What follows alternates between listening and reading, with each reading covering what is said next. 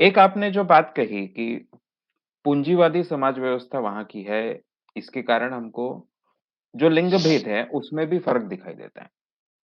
तो वो एक बात हो गई कि जिसका परिणाम कहीं न कहीं पुरुष प्रधानता पे या लिंग भेद में दिखाई दिया होगा। इसके अलावा वहाँ का कल्चर एक अलग है, शायद उसका एक परिणाम होगा। तीसरा हम बोल सकते हैं कि वहाँ के धर्म अलग है, उसका एक परिणाम होगा।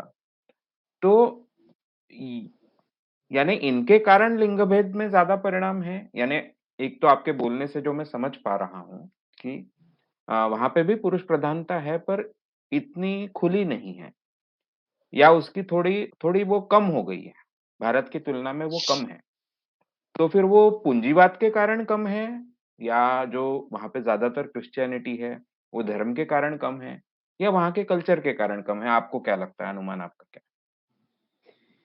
ये सब मिक्स्ड कहा जाना चाहिए क्योंकि पूंजीवाद से या वहाँ के कल्चर या धर्म से क्या है, अब हमारा भी तो जो अपब्रिंगिंग रहा है, पूरा देश का विकास रहा है, 500-600 साल पहले अलग था, 1200 साल पहले अलग था, 1500 साल पहले अलग था, 2000 साल पहले अलग था। तो हमारे यहाँ एक चलता रहा, एक प्रक्रिया चलती रही, समाज परिवर्तन की भी प्रक्रिया चलती रही। मगर यहाँ आज जो स्थिति दिखाई देती है उसमें तो मैं ज़रूर ये कहूँगी कि हमारे यहाँ जो भी रामायण या महाभारत या इस तरह के ग्रंथ हैं, अ, इ दूसरे देश धर्मों की बात मैं नहीं करूँगी, मगर हमारे यहाँ जो ग्रंथ है उसमें पूरी पुरुष प्रधानता है। औरतों में भी बहुत स्ट्रॉन्ग महिलाएँ यहाँ रही हैं, मगर उनकी स्ट्रेंथ को नहीं दिखाया गया, इनर स्ट्रेंथ को दिखाया नहीं। द्रौपदी को, सीता को जो उनकी इनर स्ट्रेंथ थी, उनकी जो विद्वत्ता थी, उनकी जो बहादुरी थी, बहुत सारी बातें जब हम पढ़ेंगे जाके, तब हम लोगों को पता चलती है कि ये तो है, मगर इसके बावजूद उसको बाहर नहीं लाया गया। तो हमारे यहाँ ये एक प्रक्रिया चलती रही कि पुरुष प्रधान समाज व्यवस्था को बनाने के तरीके अपनाए गए ब्रेन वॉश करके। ऐसे त्योहार बनाए गए जिससे कि हम ज़्यादा से ज़्यादा मानसिक परावलंबन सीखें और मानसिक परावलंबन मतलब भावनात्मक परावलंबन। आज भी लोग काम करते हैं तो लोग केवल आर्थिक परावलंबन पर काम करते हैं। यहाँ मैंने देखा है ये। मगर एनजीओज़ वगैरह काम करेंगे तो पापड़ तिलोरी ये सब बनाने के लिए कहेंगे। मगर वो जो इनर चीज़ है, वो जैसे विनोबा ने कही कि भी स्त्री निर्भय बने। अब वो तो शादीशुदा भी नहीं थे, इसके बावजूद भी उन्होंने किसी स्त्री के बारे में तब तक ये वो नहीं कोई कह सकता है कोई पुरुष, जब तक वो एक ऊँचाई पर नहीं पहुँच गया है, जहाँ पर स्त्री और पुरुष का भेद हट जाता है। और एक मानव मनुष्य के तौर पर वो उन्होंने देखा होगा, तब उन्होंने देखा होगा कि औरत तो खुद अंदर से डरी हुई है। तो निर्भयता ये चीज़ उन्होंने स्त्री शक्ति या अन्य चीज़ों में कहा और हमारे यहाँ ऐसे बहुत लोग निकले।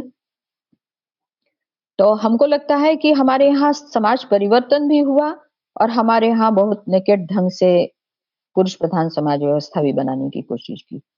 और वहाँ जो एक इकहरे परिवार बने यानी फैमिलीज़ सिंगल फैमिलीज़ बनी, फैमिलीज़ भी टूटी, कम्युनिटीज़ भी टूटी। तो इसलिए एक्सप्लॉइटेशन का वो जो अंदरूनी तरीका रहता है ना, एक को दूसरा बदनाम कर रहा है, दूसरे को तीसरा नज़र रख रहा है। ये जो मूल्यांकन होता है, वो मूल्यांकन प्रोसेस वहाँ नहीं है। वहाँ कम है, काफ़ी कम है। मूल्यांकन वहाँ भी होता है, क्योंकि वहाँ पर कहा गया कि मेरी माँ जो है वो इसकी कौन-सा वो नगर पालिका वगैरह जैसा वहाँ पर होता है, तो उसकी अध्यक्ष थी, मगर उसके ऊपर ये नज़र रखी जाती थी कि इसने डाइवोर्स दिया है कि नहीं, ये सारा चीज़ माना जाता है। तो ऐसा नहीं है कि वहाँ इतना खो कर के भी वहाँ पर फ़र्क नहीं है, ऐसा नहीं कहा जा सकता है। मेरे सवाल के पीछे उद्देश्य ये भी था कि भारत में भी अब हम देखते हैं कि 1991 से पूंजीवाद आ चुका है। तो पूंजीवाद के कारण आगे जाकर लिंग भेद कम होगा, ऐसा कुछ नहीं है शायद। या हुँ। फिर दूसरा उसमें सोच ये है या मेरे सवाल के पीछे का उद्देश्य ये था कि क्या हम हमारे धर्म में हमारी यानी भारत में जो बहुतायत में धर्म है, हिंदू धर्म जिसे हम कहते हैं, या जो हमारी संस्कृति है, उसमें भी हम लिंग भेद को कम कर पाएँगे। यानी आपने कई बातें जो कही, उसमें ये समझ में आता है कि भारत के समाज में कई अच्छाइयाँ भी हैं। पर लिंग भेद भी ज़्यादा है। तो इन अच्छाई को वैसा ही रखकर क्या हम लिंग भेद को कम कर पाएँगे? इसके बारे में आपका हुँ। क्या विश्लेषण? हाँ, बिल्कुल, कि अच्छाइयों को जब तक हम पश्चिमी समाज को देखेंगे नहीं, दूसरे देशों में जाने का मतलब ही ये है कि आप अभिभूत होना छोड़ दीजिए। आप ये मत सोचिए कि पश्चिम का विकास बहुत अच्छा हुआ है, वो आदर्श विकास है और हमको उसी को अपनाना चाहिए। आप ये नहीं सोचिए। आप बिल्कुल अपनी नज़र स्थितप्रज्ञ जैसी रख कर के ही आप जब दूसरे देशों में जाइएगा, तो दूसरे देशों में जाने से बहुत सीख मिलती है।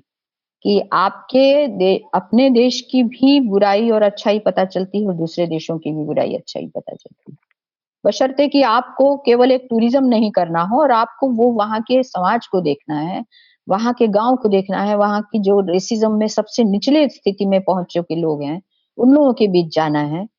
उन वहाँ काम करने वाले जो लोग हैं, तड़महीनी काम करना है, ऐसे जो लोग हैं, उन लोगों के बीच आपका डायलॉग हो रहा है कि नहीं?